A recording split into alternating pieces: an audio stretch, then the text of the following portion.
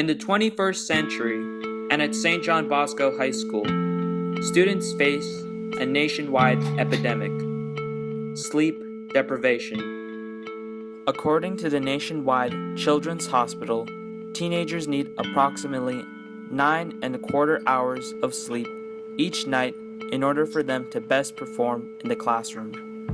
Stanford Medicine recently published a study which found that only 8% of high schoolers actually receive this recommended amount of sleep. Many educators, researchers, and parents are worried about the growing concern of students who are not receiving enough sleep. We have not yet implemented any actions or solutions to the prevention of this dilemma. The working world may view teenagers as lazy or entitled. However, it is important to understand the sleeping habits and lifestyles of high schoolers before people make their judgments. The working world and media has portrayed Generation Y individuals as lazy and entitled. As a matter of fact, Time magazine called millennials on their front cover the me generation. They stated millennials as lazy, entitled narcissists who live with their parents. Nonetheless, a few bad apples of the millennials do not give a bad name to the whole barrel. In reality, at St. John Bosco High School, as well as many schools across the nation, students have many responsibilities in terms of academics, extracurriculars, and family matters. Students at St. John Bosco High School have a variety of taking over 20 advanced placement classes as well as multiple honor level courses. In addition, students have the ability to dual enroll in college courses.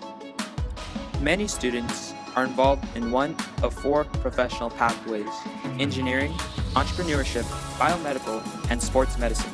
Students do a wide variety of extracurriculars inside and outside the school. The school offers 12 CIF-sponsored sports, and over 80% of students play one or more of them. Others are in band and/or in theater. Several students work jobs right after school. These are just a few examples and reasons why students are busy in the new world. These activities do take a considerable amount of time and play a role in their sleeping habits. It is also important to understand the sleeping habits and lifestyles of Bosco students from their perspectives. My name's Josh Hernandez. Brian Martinez. Valentine Felix. Nathan Fisher. My name's Jordan Efron. I'm involved in volleyball inside and outside of school, varsity for school, and a pretty high-level club outside of school. I'm the junior class president. I play soccer. I was involved in tennis, soccer. I take 2 classes at Cerritos College, ASL, and fundamentals of public speaking. Usually I do theater and YouTube.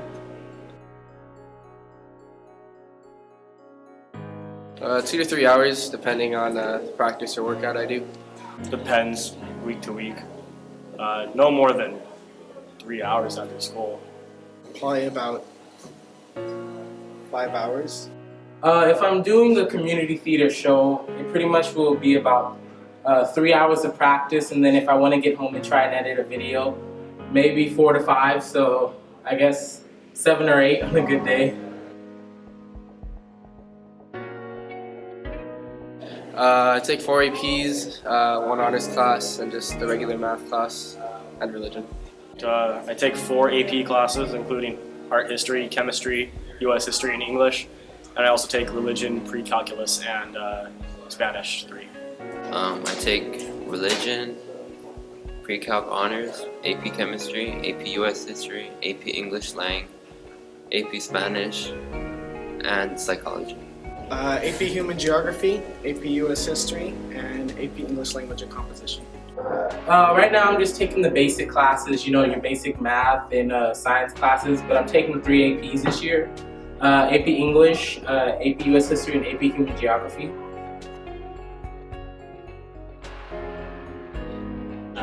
Average bedtime is probably early would be 11 p.m., late would be 1 a.m. Usually around 11:30 to 12. 1 a.m. 2 or 3. My average bedtime is about 10 or 11. Usually, yeah. I don't get much sleep, probably 5-6 hours. I have a really weird sleeping schedule, but I do find myself dozing off. Sometimes I sleep in classes that I feel I don't need to really pay attention in. Not usually. During the school day, I'm pretty good. It isn't until the afternoon when I get home from school that I get really tired. All the time. Yeah, I think that's natural. Definitely.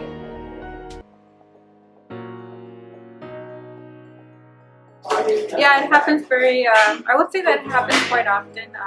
There's probably sometimes, 1 or 2 students that does it, sometimes the periods will have to go walk up to them and tell them that they need to be, awake and alert. I call them sleeping beauty sometimes, so they're used to kind of that. Oh, absolutely. Students fall asleep in class.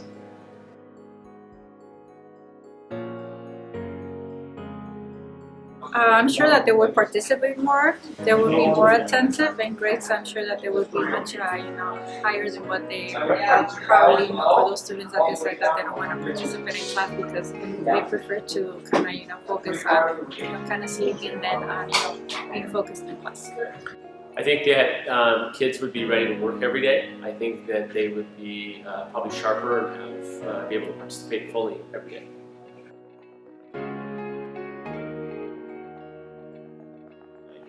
Well, I've read studies that say that according to this age group, students should be sleeping between 9 and 11 hours because that's really what the body needs. What I think, being, looking at the 24 hours that we have during the day, I think they should sleep at least 8 hours, and because that would really give them a lot of rest, and then they would be more alert and participate more in class. Okay. They should get 8 hours minimum. Probably some kids probably need 10 because their bodies are growing.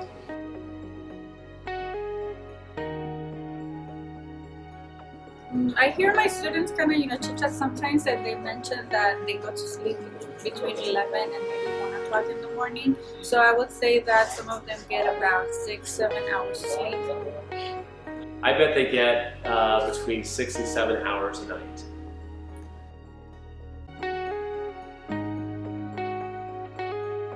Well, I guess it kind of depends on each student's situation because some of them probably don't get enough sleep because maybe they have too many AP classes, or maybe they just have maybe too much demands in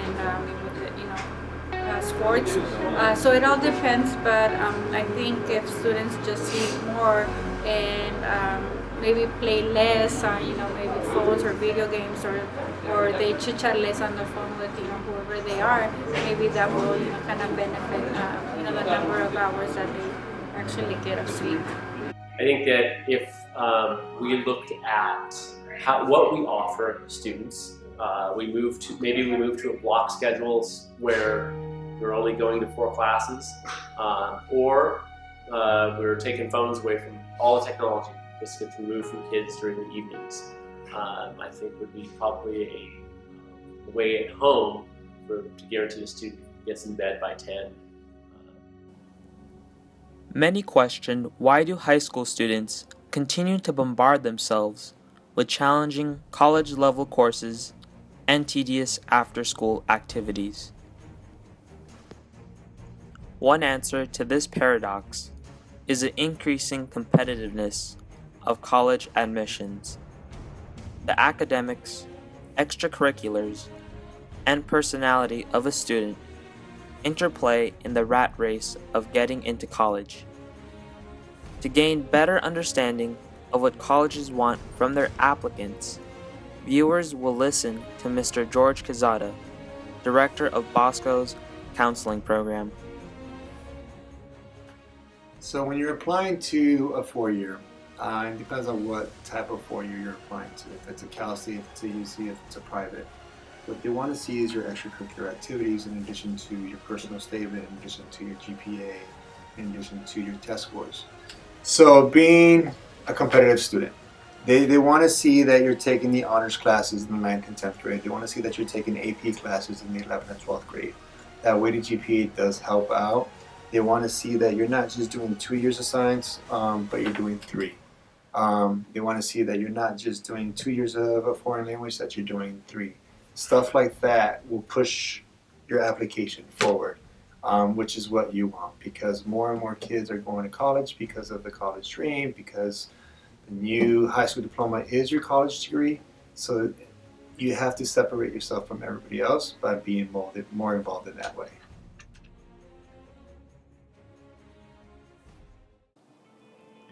The proof is evident. Teenagers are not receiving enough sleep each night and are overwhelmed by numerous responsibilities. The students have said it themselves, the teachers have acknowledged it as well, and finally, a counselor has explained why high schoolers do it. However, these statements do not suggest that students should quit their activities or courses. It is very difficult to convince a young adult to discontinue their interests, and is nearly impossible to change the demanding standards of college. It is possible, though, for a school to implement changes that benefit the sleeping schedule of a student, whether it means adjusting the starting and ending school times or creating a free period before school begins. There are many ways that a school can help its students perform at their maximum level.